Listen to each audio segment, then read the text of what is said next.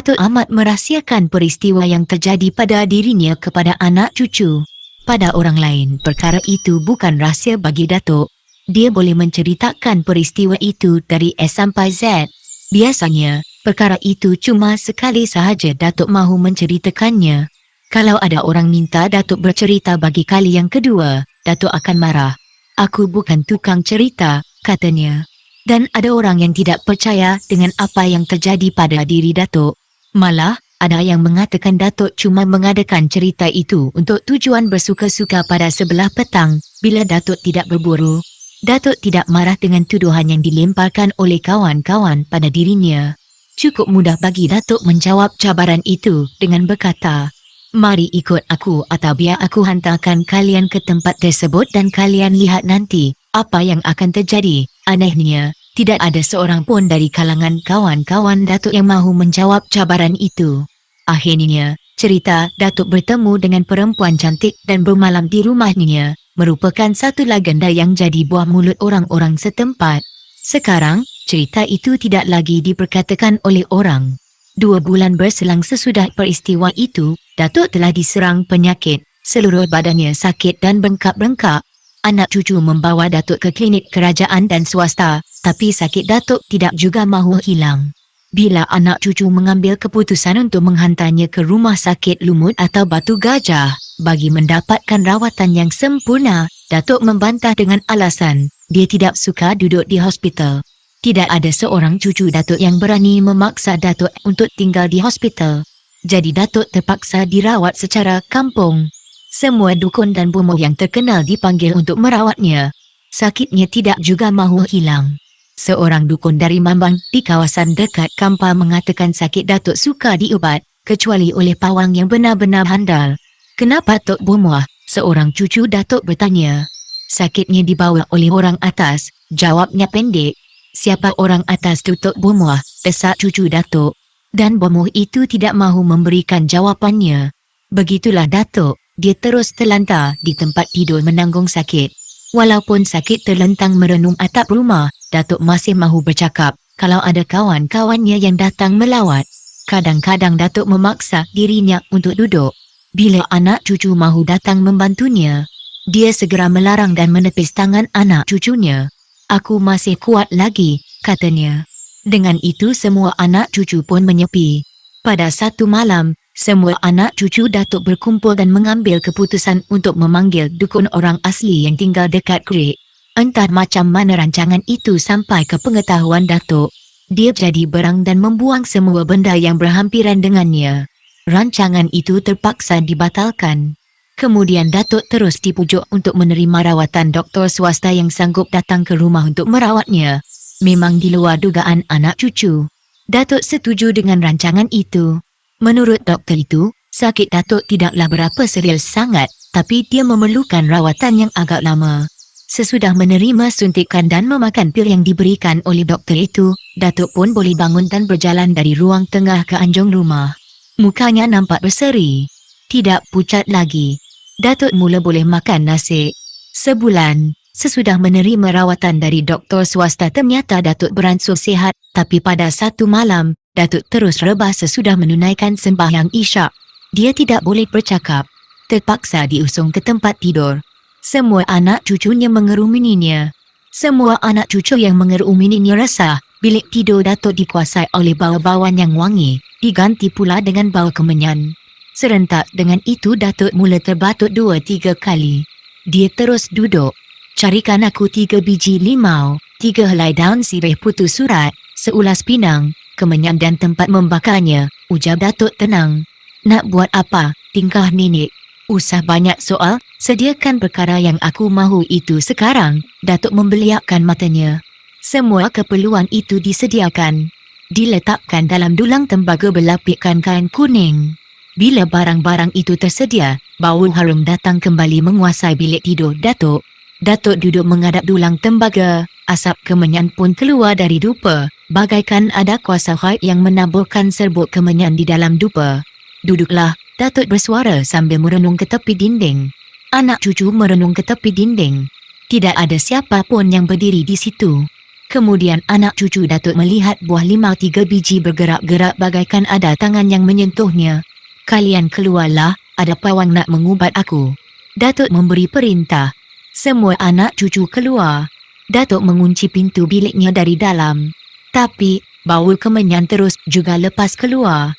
"Dah berapa lama sakit ni? Kenapa tak beritahu?" Anak cucu Datuk terdengar suara orang perempuan bercakap di dalam bilik. Semua hati anak cucu berdebar dan cuba mengintai dari celah pintu. Tidak ada orang lain dalam bilik selain dari Datuk sahaja yang terlentang dekat dulang tembaga. Sesekali Datuk bergerak, bagaikan ada tangan yang sedang mengurut badannya. Sesekali Datuk melipatkan kaki kanannya menandakan dia tidak mahu kaki kanannya diurut. "Berapa lama sakit ni?" terdengar lagi suara perempuan. "Dah dekat 3 bulan, sahut Datuk. "Patutlah lama tak ke rumah." "Sibuk." "Apa asalnya? Ada jatuh atau ada tersalah makan?" "Salah makan tu tak ada, tapi jatuh-jatuh memang ada. Saya jatuh dekat perigi buta." "Patutlah, kalau jatuh cepat berurut atau berubat. Kalau tak diubat inilah jadinya." "Itu salah saya," Datuk mengaku. Suasana dalam bilik Datuk sunyi. Cuma yang kedengaran hanyalah bunyi orang mengambil sesuatu serta bunyi orang mengoyakkan daun sirih. "Amalkan apa yang saya buat. Tapi ingat kalau dah sihat jangan lupakan tempat saya," terdengar lagi suara perempuan.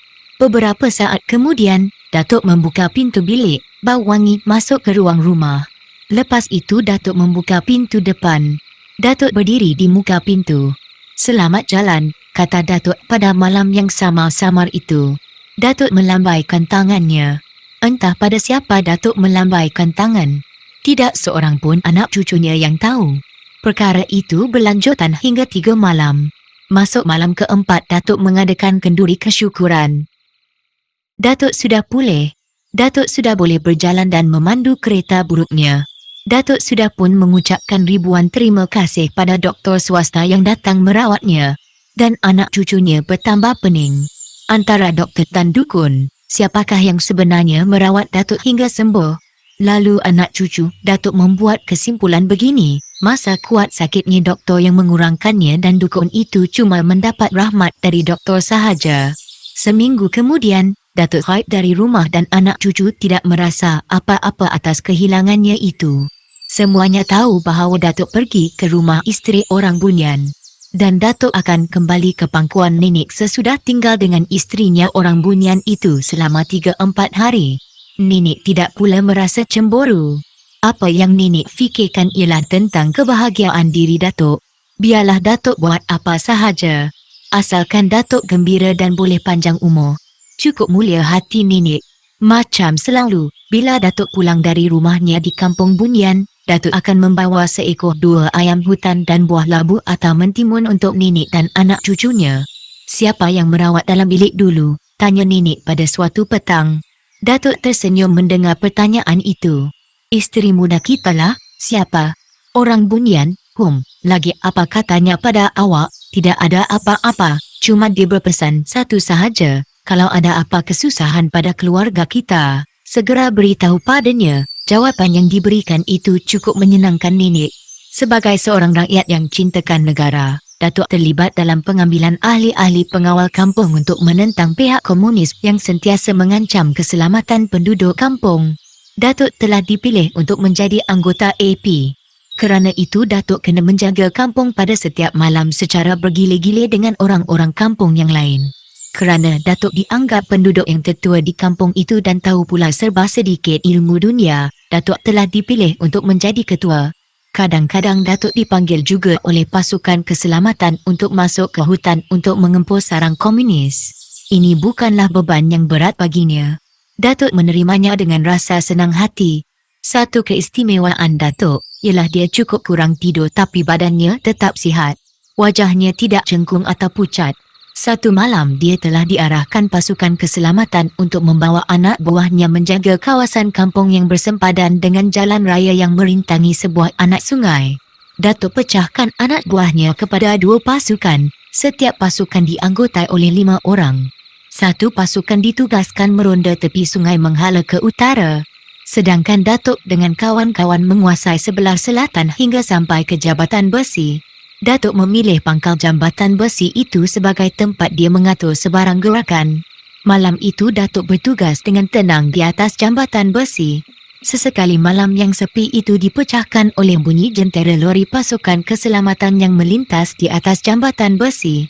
Kau berdua pergi ke hujung sana dan kau berdua pergi berjaga dekat pokok besar, Datuk memerintahkan anak buahnya. Di sini, siapa nak tunggu? Tanya Hamid, salah seorang dari anak buahnya. Datuk tidak menjawab pertanyaan itu dengan cepat. Dia termenung berfikir. Di sini, biar aku tunggu, katanya. Anak buahnya yang sudah diperintah mengikut arahan yang ditetapkan. Malam bertambah sejuk. Datuk menggigil kesejukan. 2-3 kali dia menguap. Badannya disandarkan pada besi jambatan. Tiba-tiba Datuk terkejut. Seekor ular berbelang kuning dan hitam meniti atas palang besi jambatan menuju ke arahnya. Lebih kurang 1 ela mahu sampai padanya. Ular itu berhenti. Panggung kepala. Menjulurkan lidah. Mata ular itu nampak merah. Dari mulut ular itu terpancar sesuatu macam api. Bila ular itu mengatupkan mulutnya, api itu padam dan api itu akan wujud kembali. Bila ular itu membuka mulutnya,